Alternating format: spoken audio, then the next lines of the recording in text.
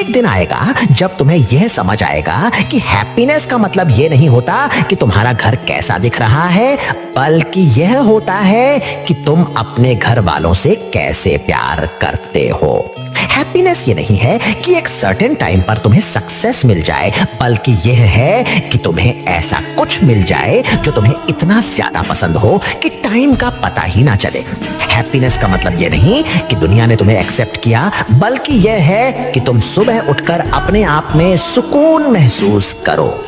बिना यह सोचे कि लोग क्या सोच रहे हैं